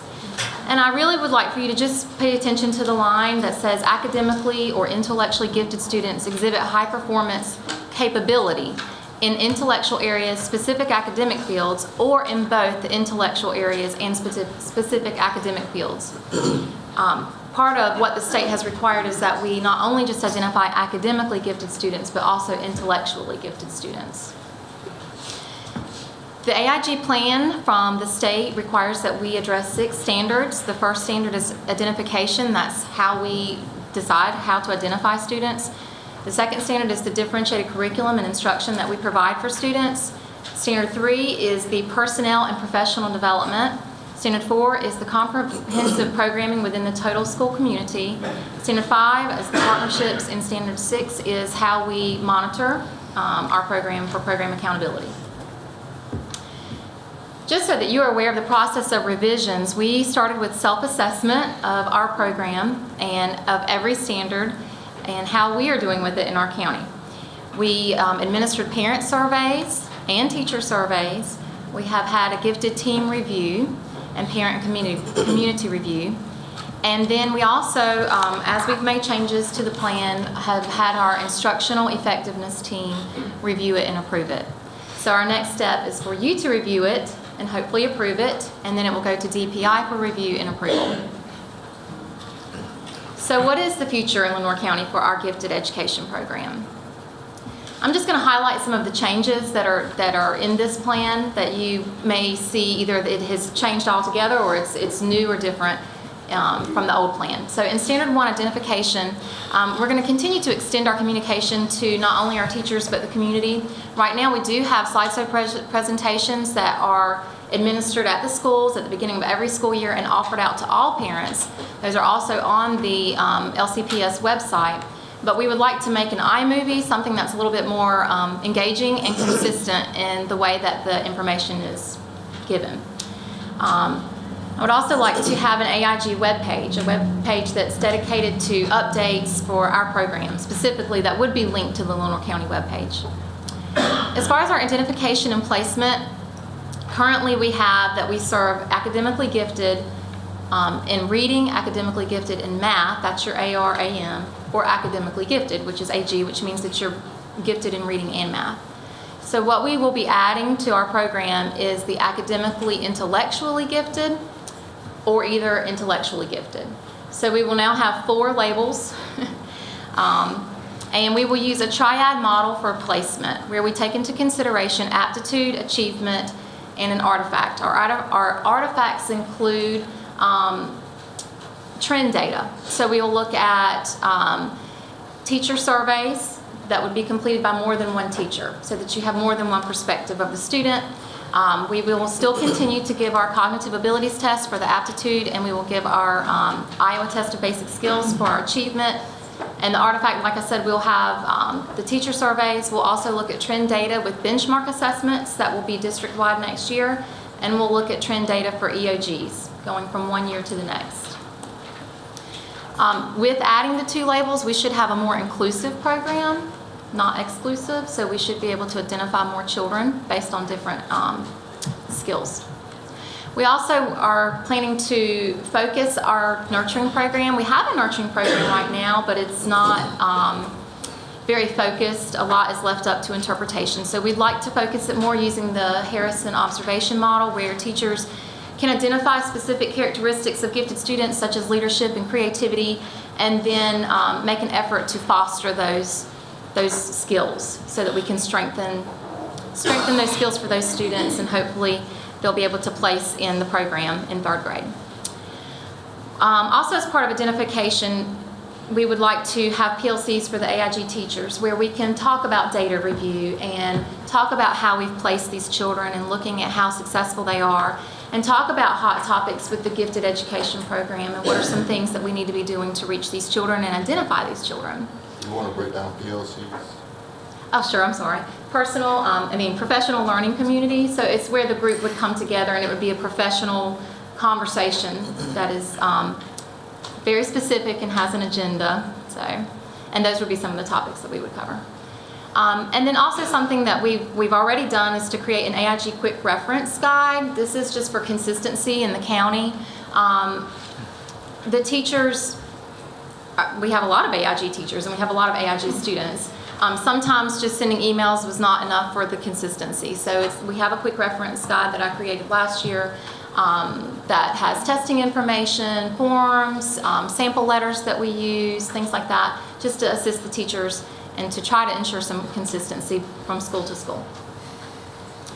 Standard 2 is about curriculum and differentiation. One of our biggest additions to this plan is ILCPS. ILCPS is about personalized learning. And so with iPads in the hands of every child, we should be able to personalize learning and really gear towards what their gifts and talents are. The digital learning specialists will play a key role in this because they work with teachers and will plan and co-teach with teachers and be able to help teachers know how they can personalize the lessons that they're doing or assignments that they're doing. We will not have a common curriculum as far as reading and math, but we are making an effort to pull in vocabulary workshop, which is a program that we have had and used in the past. AIG teachers and a lot of our principals have bought it for their schools, so we're working towards getting vocabulary workshop for all of our gifted students. Also, the differentiated opportunities for students, when they get into middle school and high school, the opportunities just explode. They have dual enrollment, early college, NCVPS courses, which is the virtual online courses that they can take. Of course, they have our traditional AP, IB, honors, the college and career pathways that were brought into place last year. There are so many opportunities for our children to take the route that they want to take that will help them be successful. As far as professional development, we're definitely going to ramp that up in the coming years as well. We're offering it in multiple formats, and I'll get into that in the next standard. And then the program would also like to have an AIG specialist for upper, middle, and high school. This person would really help with career and college planning with these students, and helping make sure that parents are informed and that students are taking the track that is best for them. Standard 3, personnel and professional development, AIG licensure. AIG licensure is through a university now, and we have been able to provide this year, seven teachers are going through the program, 4 middle school teachers and 3 elementary teachers. So we would like to be able to continue offering this program to candidates that would like to do it. We would like to have the AIG specialist at the high school level who will, like I said, really assist students with planning, coming up with an academic blueprint of where they want to go with school. And then we will be providing a lot of district level professional development. We're going to use a program called GT Ignite, which is Gifted and Talented Ignite, and it's an online program that teachers can do in the comfort of their pajamas at their home if they want to. They can do it in after school professional learning community opportunities. The courses range from 1 hour to 3 hours to 6. So that's something that we're going to tap into in the upcoming years. We're going to also work in some book studies. The AIG conference, we have an AIG conference at the state level every year. This year we were able to send quite a few teachers. And as a result of that, they came back and we did an AIG mini conference last week during the early dismissal day, and we had over 100 participants. It was great. Booster shots is a term that DPI has given to some short PDs that they've developed, so we'll be implementing those. And then our ILCPS, again, that's a huge addition to our plan where the DLSs will be continuing to plan and teach with teachers and can help the teachers better learn how to personalize the assignments or the content or the product. The comprehensive programming within the total school community is reaching the children's social and emotional needs. And we know that this is something that our children and teachers and counselors, we all need training on. So we would like to offer the professional development to counselors and teachers and have some student-centered guidance where the counselors can go in and actually work with a group of gifted students so that gifted students can understand themselves as well. Not just teachers understand them, but they need to understand themselves. Communication with stakeholders, we would like to, as I said before, have an AIG webpage. We already use ConnectEd messages through the school level. We'd like to have a parent advisory committee. AIG teachers have those PLCs, those professional learning communities. Our instructional effectiveness team is here at the district level, and our principals' meetings are here at the district level. I present to those 2 groups every month so that comprehensive, everyone is involved with the AIG program and knows what's going on. And then our opportunities for gifted students, of course, we have opportunities for advancement and acceleration. And then we have extracurricular opportunities such as the Science Fair and Science Olympiad and Duke Tip. And a lot are listed in the AG plan. Standard 5 is about partnerships. We would like to start a virtual parent advisory group. This, I say virtual because a lot of the communication would be online or through Google Form and surveys. There would still be meetings, but we understand that parents' time is very valuable and it's difficult a lot of times to get parents to commit to routine meetings. So it's a way for them to still have a voice and their voice be heard through Google Forms and surveys. Our Gifted Gala, we had that the week before we got out. It was a huge success. Over 100 visitors came. It was very exciting. Again, our AIG webpage, I put this with partnerships because this is a way for everyone in the community and students to be able to know what's going on. And then we have a huge partnership with Lenore Community College, as you all know. Program accountability, this is really, taking into account, is your program effective, is it working? So we have regular program assessments where we do self-assessments. Our parent advisory committee will be able to help us with that too, giving feedback on what they see as parents. We have our teacher evaluation data and our EVOS data review. Your EVOS data is the data that you use to see if children are making growth and doing well in testing. That's a brief summary of some of the changes in the 6 standards. Do any of you have any questions about it? I just like to say I like the idea of the AIG specialist for upper, middle, and high school level. So help guide that path. I like that idea. And I also like the last thing you said about the parent advisory committee. I think parents give a lot of feedback on what they think their children what might help them a little better. So I like that. But I just ask clarification on one thing that I might miss.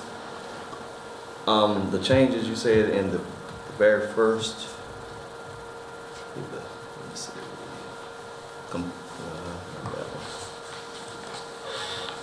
standard 1 identification. Mm-hmm. So the 2 changes are breaking it down to academically gifted and intellectually gifted as 2 separate, as opposed to having it academic and intellectually gifted. Well, all 4 of those are possibilities. All 5 of those are possibilities. Right now, the way our county's been doing it has been either AG, AR, or AM, which is all academic.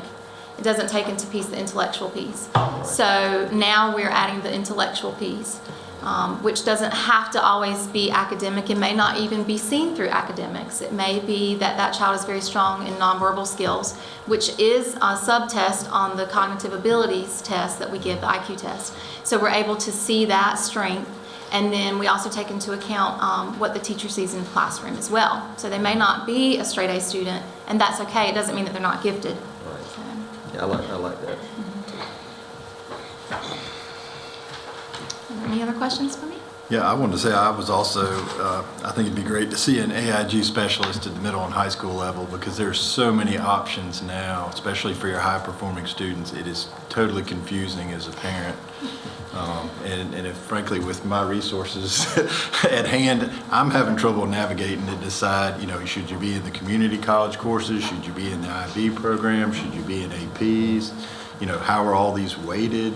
It's really confusing to the parents. It is. And our counselors, they have huge caseloads, our counselors now, and they do a good job. And they do a great job when you call a counselor, but really somebody who is dedicated to the high-performing student would be really helpful. And not every high-performing student needs to be on the AP track. We know that. Exactly. Some are going to be highly skilled going through other tracks, and we need to find their strength and what their parent, have that liaison too between the parent and the school. Thank you. Thank you. Next item is the financial report. Ms. Davis is here. Good.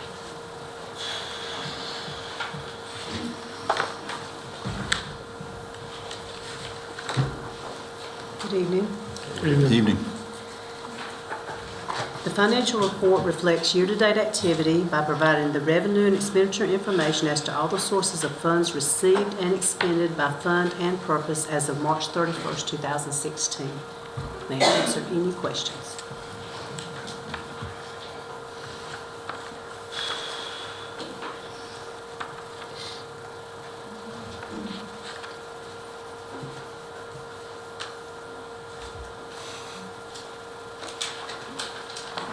Any questions for Ms. Davis this evening?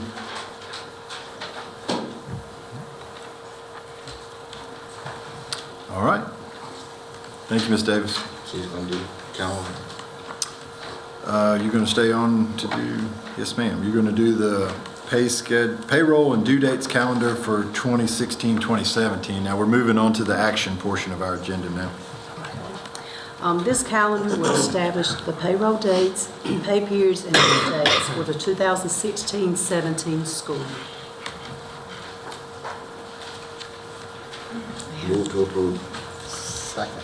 Motion made by Mr. Anderson, I think it was second by Mr. Hill. Any further discussion on the payroll and due dates calendar for 2016-2017? And we'll call it for a vote. All in favor of approving the calendar as presented, raise your right hand. Calendar is approved. Thank you.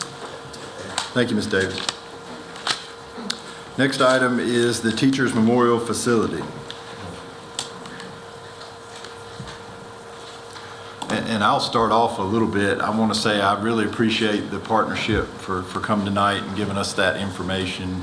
I've already apologized to them personally, and I'll do it again publicly. I do feel like we could have gone to them earlier in this process and gotten their information a little bit earlier, but I'm glad we were able to get their information, and they were willing to meet with us and try to work through some of those things. I would also, just by way of discussion, put out there, from my standpoint, it's certainly not an issue of the quality of the pre-K going on at teachers by any stretch. That was never at least a concern of mine.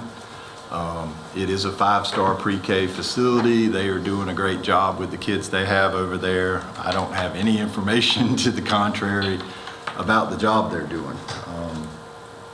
I also, frankly, don't have any issue whatsoever with the benefits of pre-K as a whole. I don't have a problem with Mr. Sylvester's study that he referred to. I think there are huge benefits to the pre-K program and as in general as to kids. I think that's one of the few things in education, professional educators can tell me if I'm wrong. You're right. That everybody agrees that pre-K works. And in Lenore County, we need more pre-K. If we could get it, if we could get funding for more pre-K, we would love to have it. It does work. Those kids do so much better. There is a big return on the investment with pre-K. Having said all that, the issue for me is where the pre-K is taking place. You know, we're using a facility that has 47,000 square feet. It occupies with their organization 5 classrooms. We are spending $93,000 a year to keep that facility open. It's a value decision, frankly. Could you operate those pre-K classes in a different location? I don't think anyone's advocating doing away with pre-K or canceling the program, and we don't have the authority to do that if we wanted to do that. We recognize that it's the partnerships program. They run it, they decide where these classes are. The question is, I think for the board, is whether we can afford to continue to provide that particular facility to the partnership. Yes, sir. I just want to address one thing that I keep hearing is the county commissioners' review of us as a board and our effectiveness and accountability with the dog. In communication with several of them, no one, not one of them had expressed to me that closing teachers was something that they were requiring or recommending or even had given thought about. But they did ask us to look at our general program. But as county commissioners, they were not pinpointing anything for us. Now, those That was in conversations that I've had. I can't speak for anybody else. As I expressed to you the other day, Mr. Chairman, the way that I'm approaching it is that we have a new superintendent. We have reviewed the situation in the system, both academically and physically. I would hope that Mr. Williams would set some priorities for us as a board to get to where all of us want to be. I see when we take actions like pinpointing this facility or that facility, we're jumping the gun on him. And it's just not a position that I'm willing to take at this time. Whether you're talking 1 year or 2 years, I just don't think it's something that we need to be addressing. And on that note, let me say that I echo what Mr. Sargeant said about not questioning the quality of education that goes on in the facility. We know the quality of education is great there. We understand that. The question for me as well is, could we provide that same quality of education in another facility? It was brought up about the modular units that Greene County uses on their campus. Is that an option? Would that cost less? I don't know. But is that an option? It's not a question of the quality of education. I don't think, that's never been for me either. But can we provide that same quality of education? Maybe. I hadn't heard the modular about the pre-K before to tonight. Could we do that with modular units? And, at that area, I don't know. That's a good question. The other concern for me is the amount of usage that DPI uses for that building. Well, in looking at some of the numbers and some of the trainings that have gone on there, it looks like DPI uses that building quite a bit. Well, on that note, could we not ask DPI to pay a percentage, give us a percentage for the use of that facility? That facility seems to be the general location that they like to come to. So would it not be fair to ask them to provide or give us some funding to help to run the facility? I understand that everything's not about dollars and cents. I acknowledge that in the very beginning. But, Mr. Anderson, I don't know, you told me what your personal conversations were. But when we are taxed with looking at facilities, and in the Facility Advisory Committee, we're not only just looking at this one facility, but we're looking at other facilities in the county as well, which we have been doing. The underusage of Rochelle has been mentioned. The underusage of Southeast has been mentioned.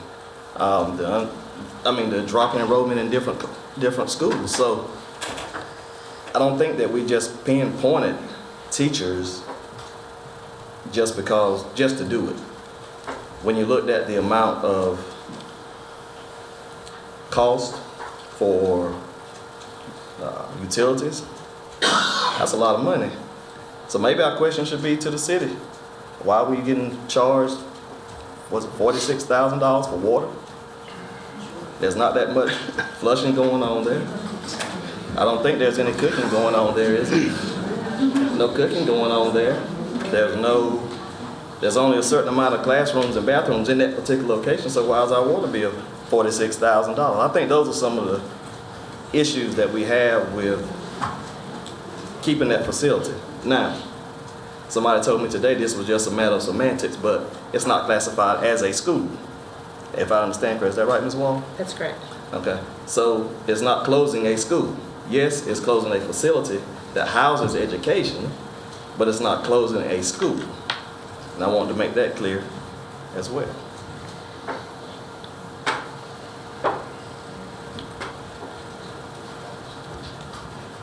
Anyone else?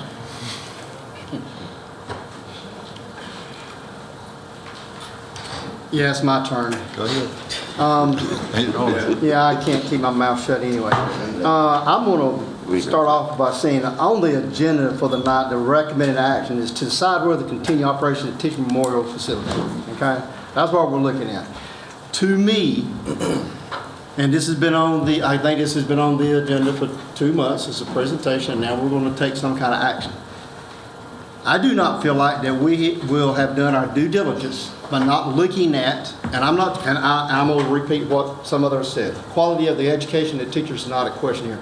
It's if we can maintain supporting the facility. What I'd like to do is to look at all of the functions that go on there, see if those function service could be provided somewhere besides teachers, how cost effective I venture to say that it's going to cost us some money to close this school. We're going to lose some money.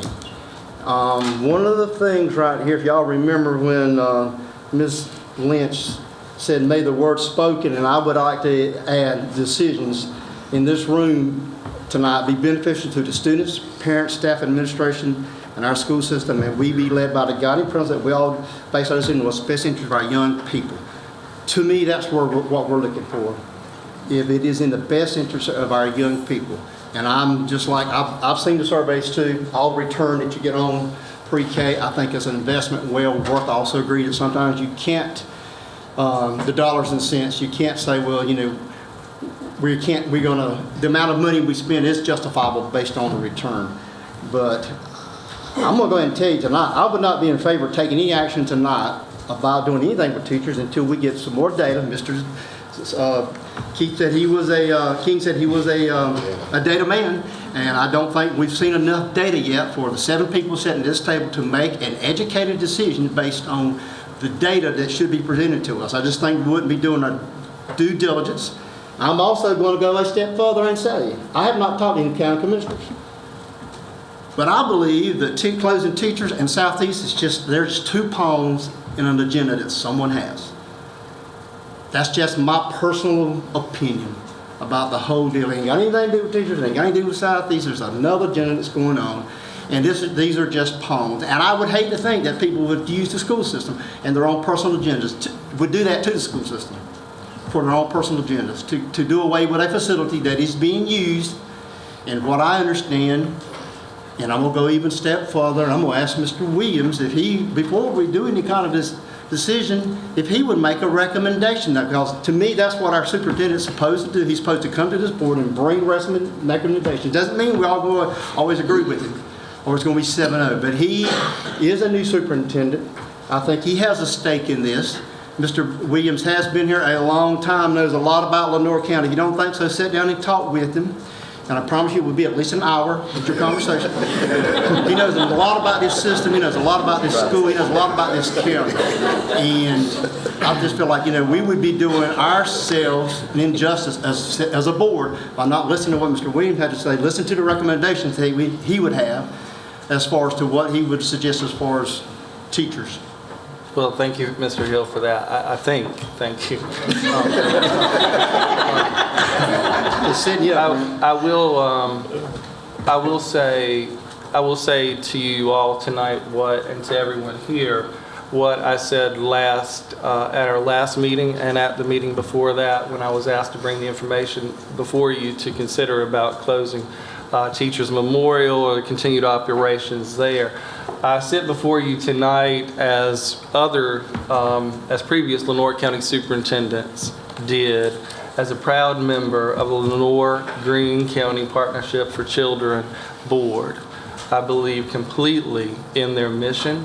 I believe in our pre-K program, our pre-K teachers, staff members, and students. I'm all very proud of them. They do amazing things for children every day. I've been very clear with this board about where I stand, and I don't want to be unequivocal tonight. If there is no way that I or any other superintendent, and I believe the research is very clear on pre-K programs, they do tremendous work in getting kids ready. If you go into a kindergarten classroom, the #1 issue is readiness. And kids come, some children have never been anywhere except home. Some children have been with grandmother, and God bless them for grandmothers for having them. But some children have been in fine quality pre-K programs And then we have a range, everything in between. We take our children where they are, we take them how they are. Pre-K programs like NC Pre-K, they use certified teachers. That's the difference. And you'll find high quality programs around private and public, and a mixture of everything in between, federal, state. But NC Pre-K is different, I believe, in that it does provide standardized support for our children heading into our smallest and most vulnerable children heading into the school system. And they do indeed do amazing things every day. I do, as many of you have expressed your support for here tonight, I do unequivocally support NC Pre-K and the Lenore Green Partnership for Children completely. I support our Teachers Memorial staff members completely, and I support our children over there completely. Do I believe in the mission? Absolutely, without question. Do I believe in what they're doing for kids every day? Absolutely. Would I ever come before you and say, it is the absolute, I'm saying based on evidence I have, you should close Teachers Memorial? I have not done that. You asked me to bring information before you to consider, factors to consider. It is the board's decision about what to do with Teachers Memorial Professional Development Center / Pre-K Center.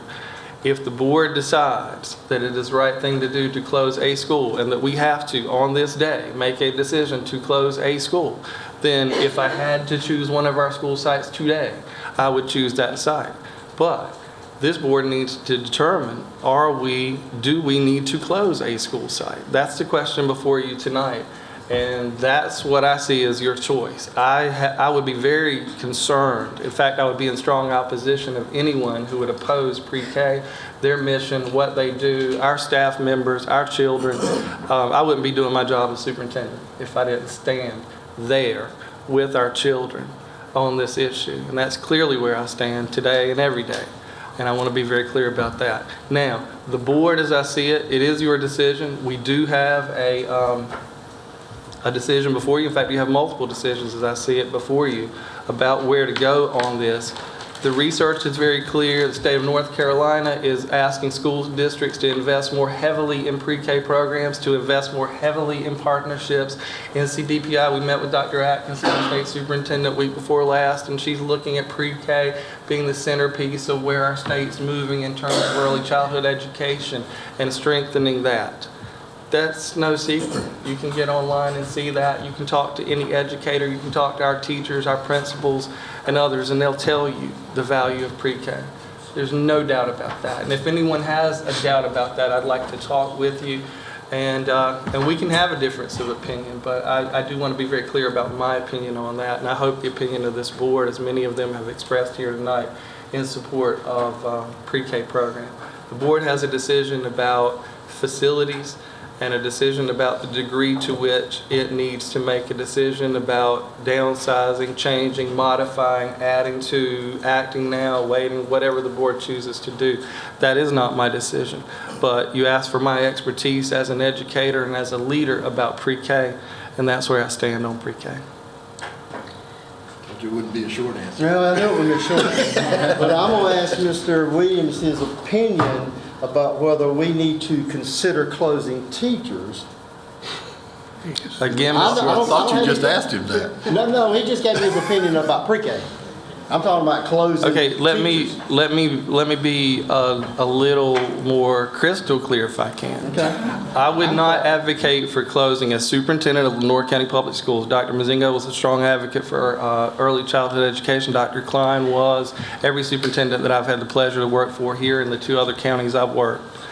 The 9-something superintendents I've had the pleasure to work for, they've all been advocates for pre-K, because if they have reviewed the research, if they have been out in the field, if they have worked with teachers and parents and kids, they know that it works. The bottom line is that it works. It is valuable as an intervention that pays off later. Well, how do we quantify that? Do we quantify it always with numbers? No, I don't think we do. I think we go and we look at the children, we listen to the parents, we listen to all of the information that we have.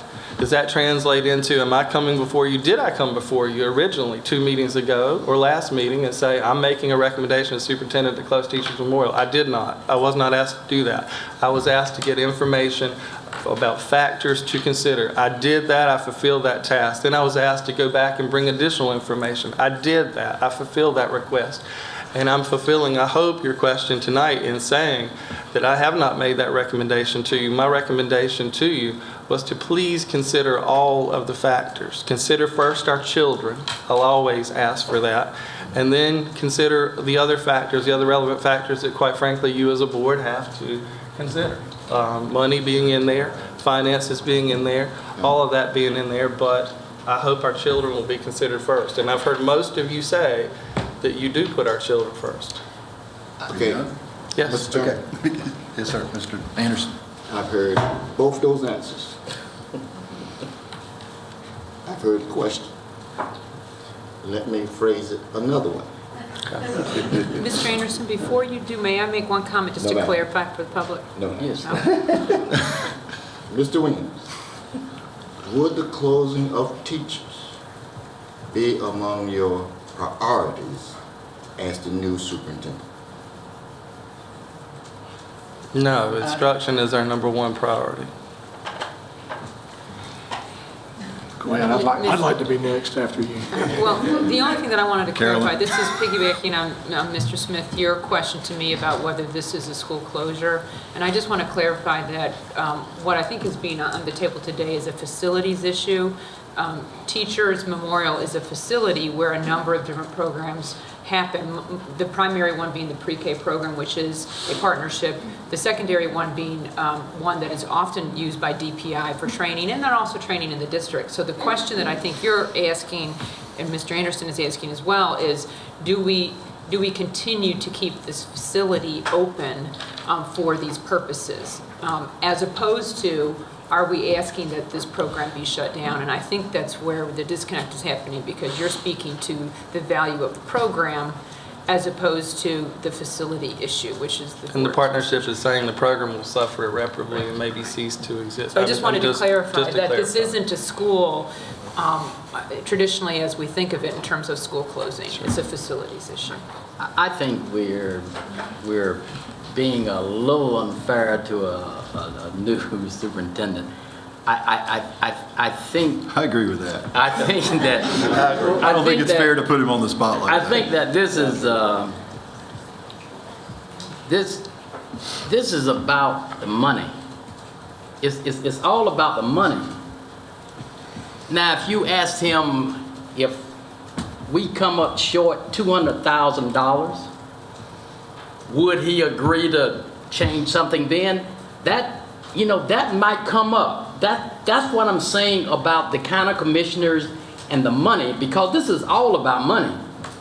If we can't afford to keep that place going the way it's going now, then we have to do something else. Would you rather us close another school or do something else?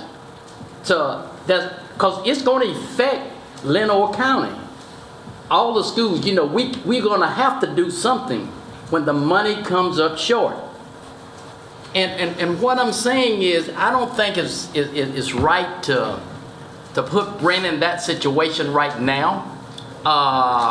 If the county commissioners okays for us to run that school another couple of years, great. But if it doesn't, then we're going to have to do something. And our options are limited as to what we can do and keep, because we're probably going to be cutting TAs and we're cutting people's jobs. And so, if we got a facility that's not being fully utilized, and we have a few, we have to make decisions based on the money that we got. As good as your program is, I have to say I would pick it rather than closing some other school or moving some other school or changing some things that we got at some of the other schools. Because, it's not basically, it's your, that's like you said, you're paid by somebody else. And all I'm saying though is we're going to try to do everything we can, at least I am, in trying to keep that program alive. But if we ask you to move it or look at some other options, I think you're gonna have to do that. I don't think we're economically strong enough to say we can keep it open no matter what, because we're not. You know, we just don't have that kind of funding. So, you know, that's where I'm leaving it. You know, if I would make a suggestion, it would be you said you're going to make a presentation to the county commissioners. Let's find out where they are, and then next month, though, we're going to have to make a decision, because, you know, it's going to push us to a deadline, and you know, I just want everybody to understand that this is not something that we're hoping that happens. You know, this is something that we deeply regret that's even happening, especially listen to all the people that came here tonight. So, you know, I just think we need to, if we can, give this one more meeting night, and hopefully y'all get on the agenda for the county commissioners, and we'll go from there, you know, based on what they say. And hopefully you can impress them to get us to, you know, keep the funding coming like it is. Because if it changes, then we're going to have to do something. Well, and I'd even go a step further than that, because unfortunately, I do have the pleasure to communicate directly with the county commissioners frequently about these issues. And I'm not in favor of delaying this a month, frankly. I frankly think it's an issue that's not going to be an easy decision, but I think it's a decision we need to make and move on with the business of the school system. What you're going to get from the county commissioners, and what we have gotten from them in the past, they've said it publicly, is they're concerned about the use of our facilities, the utilization, and our excess capacity. They point specifically at the numbers that we currently in our schools can house almost 11,000 students. We have under 9,000 students in those schools, which means we have excess space for up to 2,000 students right now. That's what they have said publicly. I'm not speculating as to what their agenda is at this point, or if they have an agenda. What you will not get from the county commissioners is a specific recommendation of what to close. It will not happen. You can go talk to them as long as you want. I have talked to them. They say, and I think it's rightly so, it's not their decision.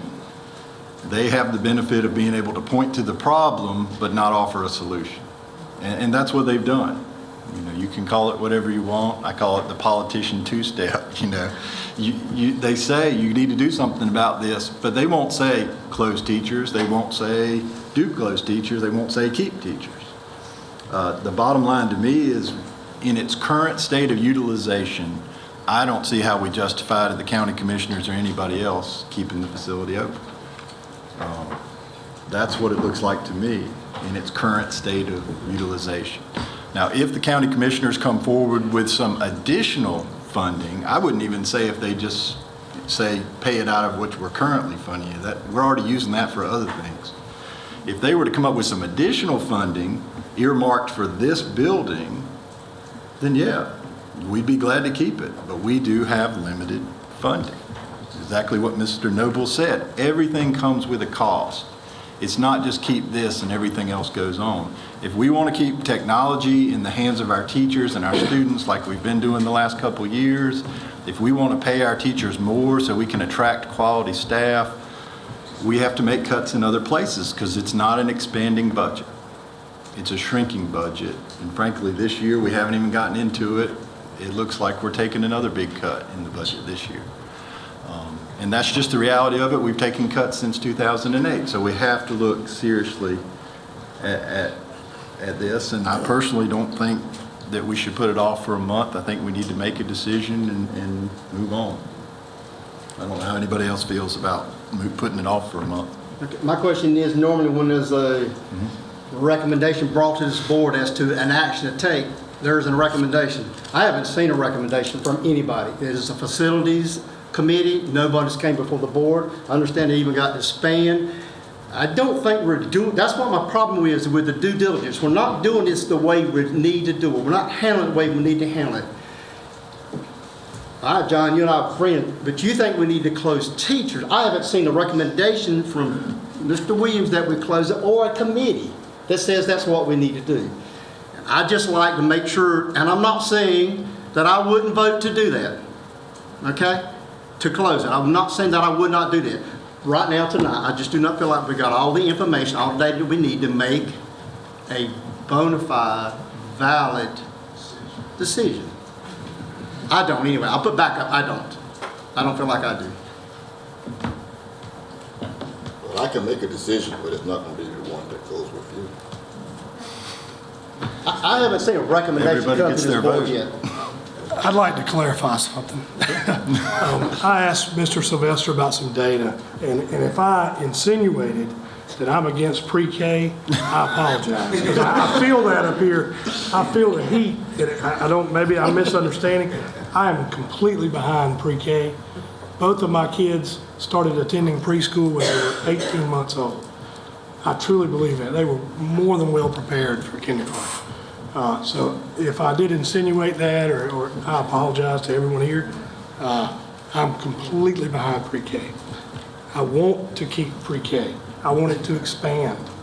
I can't say it will remain at teachers, but I want it to survive and prosper. So we're back to the bottom line, it's a facilities issue. It's facilities. I don't Where is think how anybody up here appropriate. is against pre-K. No. It's about, unfortunately, the dollar, our facilities. I invite every one of these board members in here to come to our facilities committee and sit in there and see what kind of decisions that we have to make. Make the time to do it. I invite you. I hope that's okay. I invite you. Because if you don't believe it's about the dollar, come on in there and sit with us, because it is. We cannot continue to operate facilities at 44% capacity and 50% capacity. Our projected numbers are to decrease, not increase, in our school system, unfortunately. Guarantee you, whatever decision is made tonight, we'll be back in another few months making a decision about another facility. It's gonna happen, it's inevitable. I mean, when you look at the figures, the capacity, it's inevitable. We're gonna be back again talking about another facility. Doesn't matter what we decide tonight, because the numbers and the capacity just not, it's not there. I mean, it's not an easy decision, and whatever decision we make is not gonna be popular with everybody. I mean, but And I agree with you, but I still have not seen a recommendation come before this board. I'm sorry, people. I have not seen someone make a recommendation to this board as to what to do with teachers. I feel like we're leaving our administration out of the loop. Ms. Waller, question. It's on the action agenda.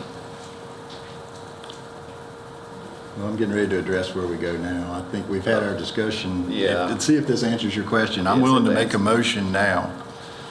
And we're going to just take this procedurally, one step at a time. We'll see where it leads to. I'm going to make a motion now that we proceed as a school system to close the Teachers Memorial Facility effective August the 1st of 2017, not this year, the following year. And I'll go ahead and say with a couple of caveats. Number one, I picked that date to try to not disrupt the partnership's operations any more than we have to, because they're valuable operations and we want to not disrupt them if we can help it at all. So I picked that date. I also picked that date because it leaves open, frankly, the opportunity that if the county commissioners want to provide additional funding to keep that building, if the DPI and the partnership come up with some alternative arrangement to make that building feasible, if the facilities committee decides to use that building for something, and we're in the middle of those meetings, if the administration has a recommendation to use that building for something, that it can be brought back. But what I'd like to do is make a motion that it be closed effective August the 1st of 2017. And that's the motion. Do we have a second to the motion? I want to second that, but I want to make sure that all of the things that you said are in there, that make sure that they're part of that motion. That's very important for me, is that everything that we talked about, because the dollars are calling the shots, but if there's any chance of anybody, anything else coming into play so that we can keep that facility open, I want to do that.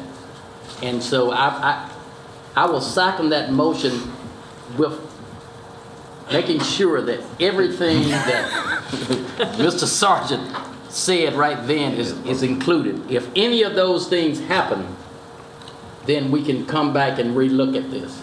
So this is... Well, I think we're always free to come back and look at it again. Could you?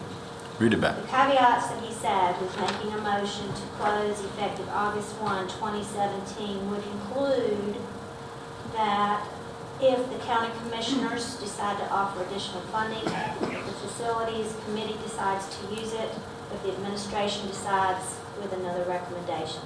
I think I would include if either the partnership or the Department of Public Instruction makes some proposal for additional use of the facilities and sharing of costs of the facility.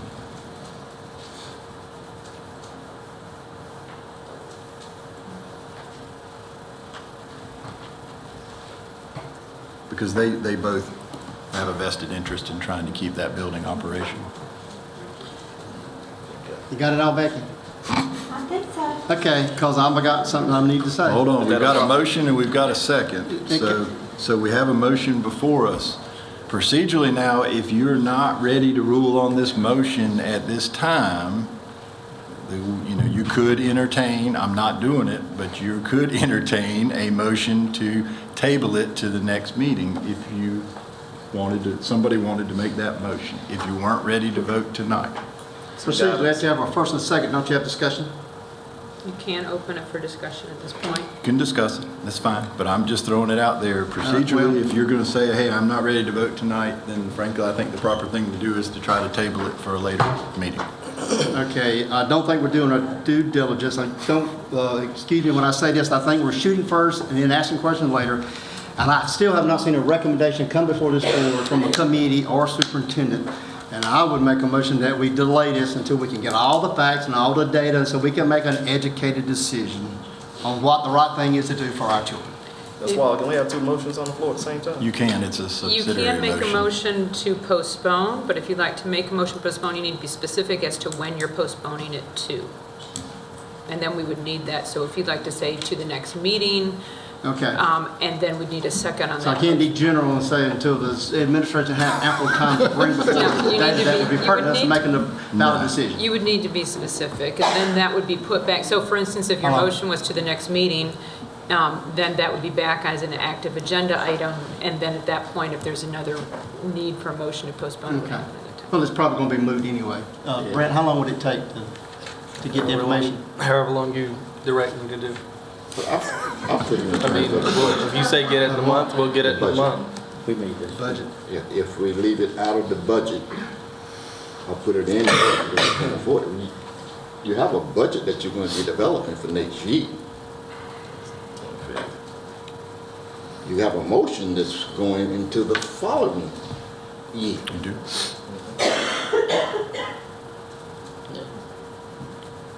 Yeah, I don't see how it affects next year's budget because it would remain open all of next fiscal year. It's already in the budget for. And it's already in the budget for next fiscal year. But I mean, that hadn't been approved yet, but it's in the We tentative got to budget. work on that. Work so. session. So do you have a specific time you're asking that it be postponed to, Mr. Hill? I would think it'd take at least a couple of months to get some data together, information to be able to make an educated decision. Pick a And time. there again, I'm gonna say, I may be the one voting to close it, but at least I want to know I've had the information I need to make the best educated decision I can make. Okay, to be a proper motion, you have to give a specific time. What's the day? April the 5th? 4th, April the 4th? You can say to the May Just say a meeting or month. to the June regular meeting, if you want to do that. No. I don't think that's May, fair, June. folks. That's the end. Do what? I don't think that's fair. You don't think it's fair? Go ahead and vote one way or the other. Constrain it. Well, you gotta make your motion before we, you gotta put a I'll say to specific the time June on it. meeting then. And we need a second to that motion. So we have a motion to postpone any decision on this until the June meeting. Do we have a second to that motion?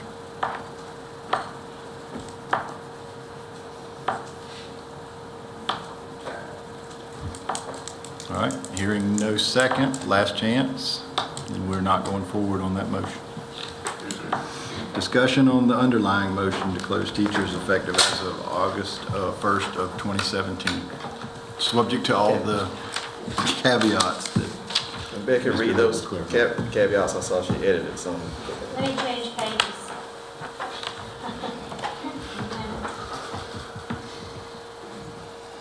Close teachers as of August 1st, 2017.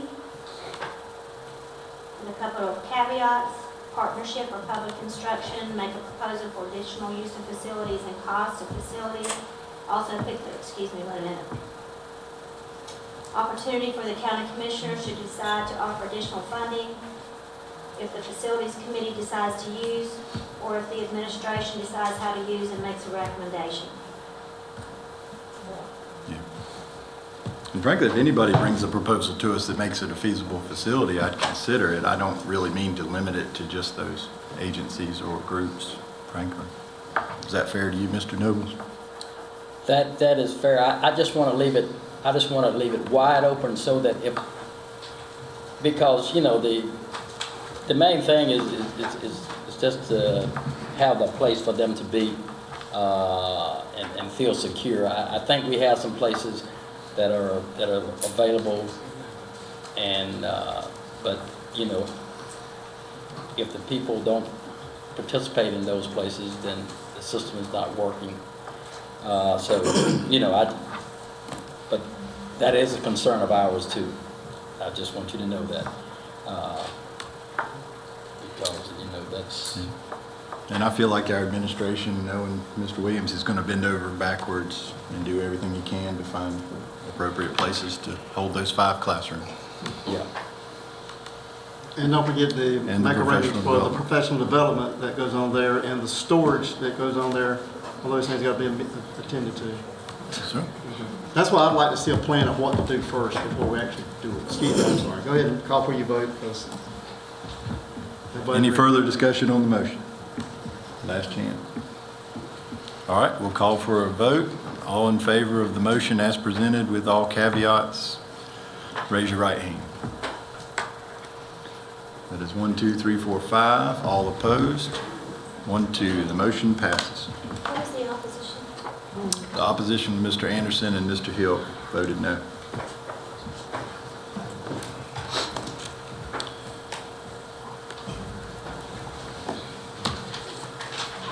We'll move on to the next item on our agenda. We have an action item about the E-rate program contracts for the WAN and PRI service.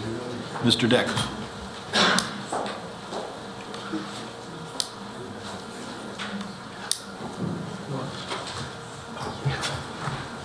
Welcome, Mr. Decker. Good evening. Hopefully this decision will be a little bit easier.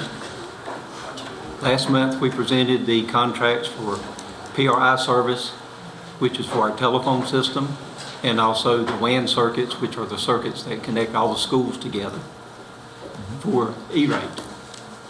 And the law firm wanted to review that, and they have done that. Ms. Waller, would you like to address Mr. Reagan's comments? Which comment? From last week? Well, we did take a look at them. Oh, Mr. Ross's comments from his email? Let me see if I can pull it up here. Just 1 minute. I don't see it here now.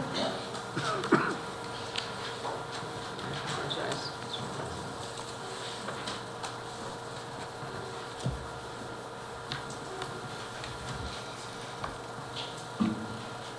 I apologize, I don't see it here in my inbox. Do you have a copy of his comments? Thank you. This is one of the attorneys in our office. The agreements are fine, the way they are. They're pretty straightforward. The only thing that we did want to note is that if for some reason the funding was denied, this is a multi-term contract. So if the E-rate funding was denied, I think it's a small risk, but for some reason if it was, the contract is for 3 years, so you would still be bound to that.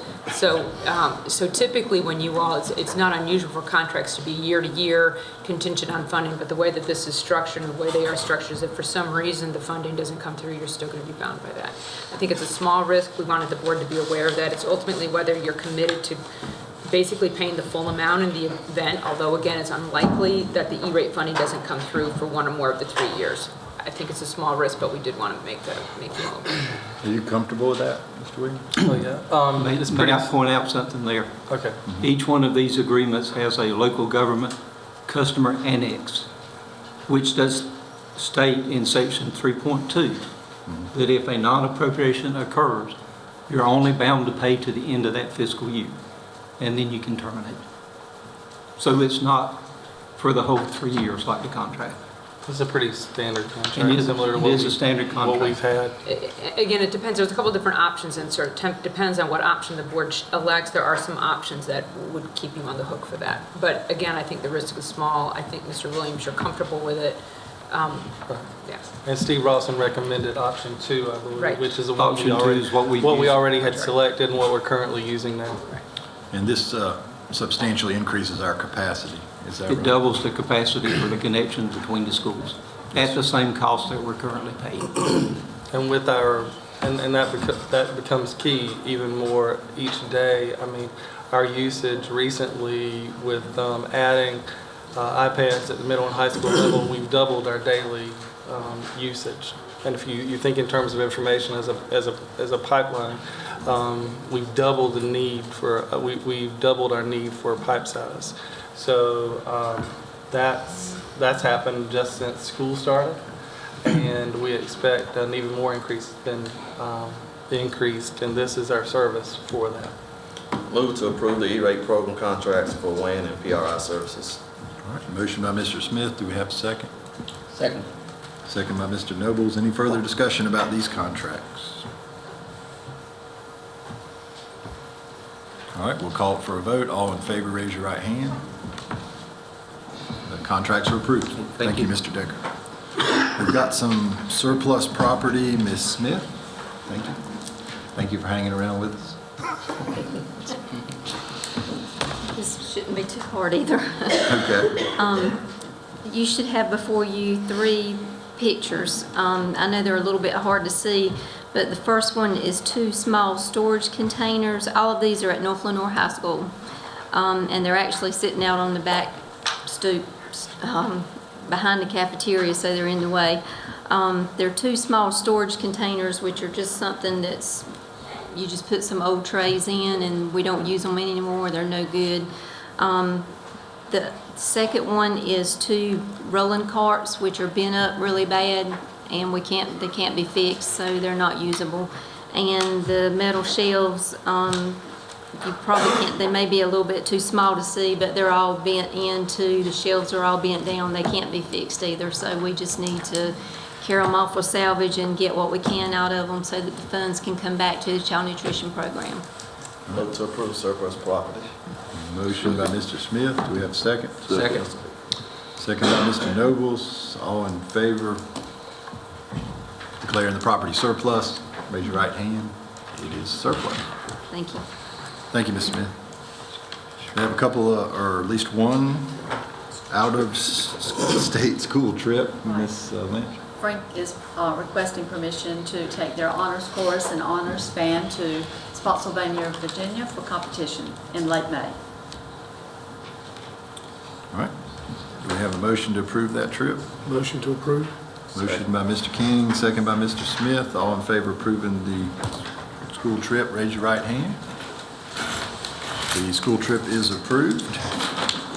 Next item is a motion to go into closed session. I move that Lenoir County Board of Education go into closed session under North Carolina General Statute 43-318.11 to prevent disclosure of confidential personnel files, to consult with the board's attorney in order to preserve the attorney-client privilege, and to consider matters relating to initial employment of an individual employee. Is that all? Second. Okay. All right. Motion by Mr. Hill, second by Mr. Smith. All in favor of going into closed session, raise your right hand. All right, we're now in closed session. Thank you. All right, we are officially now back in open session. We entertain a motion to approve the personnel report. Move to approve the personnel report. Motion by Mr. Smith. Do we have a second? Second. Second by Mr. Nobles. All in favor of approving the personnel report, raise your right hand. That is unanimous. The personnel report is approved. Do we have a motion to adjourn? Move to adjourn. Second. Motion by Mr. Anderson, second by Mr. Smith. All in favor of adjournment, raise your right hand. We are now adjourned.